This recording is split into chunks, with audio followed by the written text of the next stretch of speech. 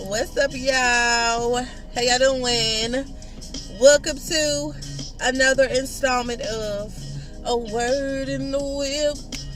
A word in the whip. Today, y'all, I just got a little something I gotta say. By the simple fact, my edges was snatched yesterday after work, and I just thought I'd share that with y'all. So let's get into the video.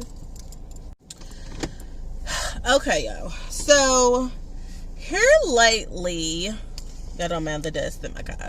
So these last couple of weeks, I've really been struggling. Like, I know that we've been talking about change. I know that we've been talking about, your relationship with Christ and doing the, like, staying in His presence and doing the things that we know we need to do in order to be different and be set apart. Sorry, y'all, the sun is coming down on me, and I apologize in advance for the lighting. And so I have been like really struggling with my attitude, with my thoughts, just overwhelming thoughts, like just made up scenarios in my mind. Y'all know how I be. That like you think yourself into a mood, right? Like you be mad about stuff. You're very defensive. Like everything just offends you. Like, and again, when I have like these things built up, I literally build this, like all of this pressure in my head, and it's like this heavy brick or this heavy rain cloud just over me. And it's like I pray, but then it's like, am I just doing this am I just doing this out of habit, or am I doing this because I'm really trying to seek whatever is wrong with me, right? And I had some revelations along like I said, the last 2 weeks. Like I really am not doing the same things that I did in the beginning of my Christian walk, like in the beginning of my rededication. Like I used to be like clockwork. Now granted, we was in the pandemic and I was able to work from home, and prior to that I was on leave because I broke my foot, right? And I was able to get up, do work, watch sermons, like literally binge watch them, y'all. Take notes. I got so many notebooks and journals. I was reading every day. I was reading 2 and 3 different devotionals. I was filling out devotionals and books that I had gotten, like people had gifted me from 2018 to 2019 when I was going through my breast cancer stuff. And I was on it, right? And of course, interceding and praying for the person that I had been in a relationship with the person, like just family members and all. And it's like I made a video that I know, like maybe last year or the year before when I first started the channel, but it was like, what do you do when you get what you pray for, right? And you keep doing those same things because other things are going to come up. Other people need help. Other people need your prayers and intercession. And I was just like, I was just over it. Like I was very argumentative with people around me. I was very just blah in my attitude. I was, like I said, very passive aggressive. And I used to tell myself, like I said, like how we always see like on cartoons or TV shows, how it's like the devil on one shoulder and the angel on the other shoulder. It was literally like I was watching myself like from afar. It's so weird, y'all. It was like I was watching myself from afar, and I was just like becoming this person whom I had let go of 2 years ago. And here I am going right back, and even sometimes allowing people in their mouth or their snarky attitudes or their things that they may do that I don't like get to me. Now again, we're talking about change, so it's like I know the difference now. So why am I allowing these things to get to me? But again, we're human, right? And sometimes stuff is thrown our way as a test to see how far we've come. Sometimes things are thrown in our face to see like how you gonna handle it, right? And I was just like, this is not who I am anymore. How can I get on YouTube? How can I make these videos about change? And this is me talking to myself. Like I said, looking at myself from afar, like an out-of-body experience, if you want to call it that. And seeing myself going back into the mental state, going back into, like I said, anxiety, overwhelming scenarios, from wanting to know what this person over here is thinking, what this person over here is doing, feeling like I wasn't enough, feeling like I wasn't inadequate, like I wasn't adequate enough, like literally, y'all, not being able to go to sleep. I let that, like I told y'all before, I used to have to take medicine because my mind was racing. I could not go to sleep. I struggled with insomnia. When I think back, I've struggled with insomnia for so many years, so many years, and I was just like, no, like I this is not who I am anymore, and I've changed. I'm not this person. And it reminded me of a conversation that I had with Mr. Extra. If y'all don't know who Mr. Extra is, look at one of my very first story times. And this is an ex that I used to date that was very, very toxic. And he, you know, kind of came like back into my life around the time, like I said, in 2020, early 2021. And around the time when I was rededicating and changing my habits, my mindsets, all of that stuff. And I remember one day specifically, I was on the phone with him. Now, mind you, I was not interested in him, especially because I was in the midst of my transformation. I was changing. The things that I used to be attracted to, I was not attracted to anymore. Like, and I had gone years without talking to him, and then here he pops up in the midst of my change, again being used as a distraction from the enemy to try to see where I'm at in my walk and if I'm serious. But I was really real about it, and I play no games. Like I said, I told you I had my routines down packed, and in my inbox, here comes some familiar person trying to take me back to a familiar place. And I was like, I fed into it because here I am, like, I'm not interested, but you know, it's nothing to do, so I'll just talk to you on the phone, whatever. And I remember, you know, he kept on trying to say like he was the one. He was he's changing his life and he's not the same anymore, and he wants to marry me, he wants to be with me, why am I playing hard to get, all of the whole shebang. And I remember being on the phone, and I'm just like, well, if you the one for me, then the one for me is gonna do whatever it is that God is leading you to do. I'm not gonna be in a relationship with somebody who doesn't know their purpose. That's wasting my time, because I'm in the midst of learning mine, and I need you to be on your stuff, sir.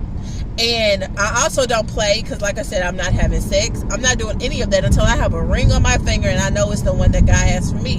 And that was just like a game changer for me. Because I wasn't worried about purity or virginity. None of that. I never used to be worried about that stuff. But as I was growing into my real strong foundation with Christ, I was changing, and I was not ashamed of it. I was not gonna back down from it to fit in, to make him feel comfortable. I'm challenging you, sir.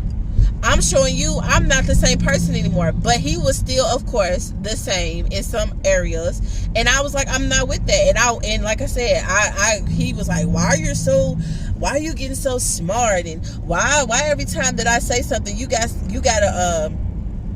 something smart aleck to say, and you're different. Like, I knew you was you know, in church and went to church, but like, why you going so hard now? Like, why you change? And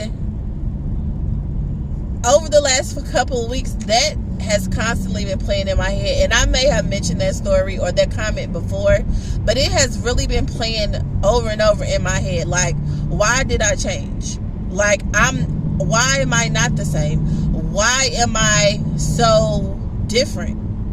Like, why did I decide to give God my yes 2 years ago? And it's because I was tired of doing the same old. And I had been in a very, very, very dark place for so long to where I wanted to end my life. And I told him, God literally spoke to me. God literally told me to try him. And I did. And I've been good ever since. And I'm not going to forget him just because I'm better now. But y'all, oh how the tables turn. And oh how my edges was snatched yesterday from Pastor YPJ. If y'all don't know who that is, look him up. Because he snatched all of my edges, y'all. When I tell y'all, I went home, and it was funny because I was, talking to one of my best friends about devotionals and stuff earlier in the day. And I had went and looked at some because I wanted to send her some, like pictures of what the books were that I had. And I started going through this promise book. And it was like, it's like a book of probably like 1,000 promises or scriptures. And they give you like this prompt and you answer it, right? And I had started writing it in 2018, like I said, because somebody gifted that to me during my stay in the hospital. And then I started doing it again in 2020 because I had, been going through some stuff. And those type of things helped me, get my mind right. And I just kept on searching. And I was like, dang, like just reading the stuff that I wrote, I was like, how could I ever go back to this place? How could I ever allow people or circumstances or things to try to come at me to make me go back here? Because I have come a long way. And a lot of times when we suffer or we go through pain, we always lean on Jesus, right? We always be like, Lord, just help me, Lord. I'll give you my yes. I'll do this. I'll do that. But as soon as the good comes back again, we be like, all right, thank you. You know what I'm saying? Or we have this like entitled, like, yeah, God's going to do it because that's who I am. But we don't give him that same like energy. We slack off, we get comfortable. And I have literally been getting comfortable. And then it's like, no wonder it's easy for me to slip back into wanting to cut somebody out. No wonder it's easy for me to want to go off when somebody says something I don't like. No wonder it's easy for me to like allow my flesh to control me because I'm not keeping that same energy that I did in the beginning because it done got good. I done got what I prayed for. And that is exactly what Pastor YPJ was speaking on yesterday, at his like Bible study that he does from his YouTube channel or whatever. And the title of it was called Don't Forget. And that was like confirmation for me. And I even put it in his comments. I was just like, oh my gosh. And he brought the lesson from Deuteronomy, I think it was chapter 8 verses like 10 through 12, and then he was skipped down to verse 18. And it was basically about like I told y'all before, I just finished reading the whole chapter, and I'm now in Joshua. And it was talking about like when you get to the promised land, or in my instance, when God delivers you from whatever it is that you've been through or whatever it is that you're going through, don't forget him. When you get what it say, like when you get what you pray for, when you get what you've been asking, when you get what you need, when he heals your body, when he frees you, when he delivers you, when he blesses you, do not forget, you didn't do this on your own. You did your part. Pastor YPJ even said, yeah, faith without works is dead. You did your part. But God is the one that brought you out. So when you get all the good, don't forget. Because then that's when the problem's going to come again. And then, because a lot of times, like I said, you get comfortable. And then you be like, it is what it is. And then we wonder why. And it's just like, it checked me. Like literally, I told you, it snatched my edges. It checked the crap out of me because I'm like, I feel myself going backwards. I'm supposed to be moving forward. I shouldn't be over here dibbling and dabbling. I've been using that a lot. I shouldn't be over here dibbling and dabbling in all the things that I asked God to bring me out of for whatever reason, and then want to, like I said, get on her and talk about change. You gotta be different. You gotta be set apart. Like, no. And I'm telling y'all this because I'm like I told you, I'm going to be that relatable witness. This Christian walk, this Christian journey, this rededication is hard. It's a lot of discipline. It's a lot of action. It's a lot of work. And it takes a lot of courage to be able to like look yourself in the mirror and say, enter your name, whatever, in the blank, but I'm going to say Danielle. That's what I call myself. Why are you doing this?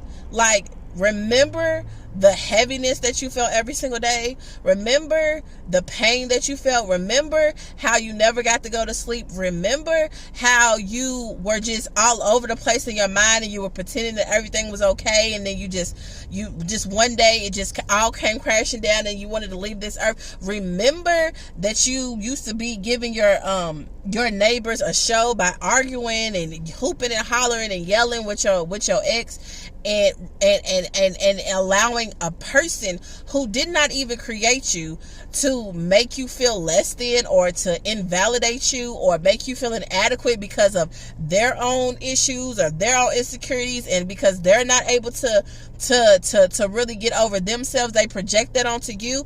Remember those days?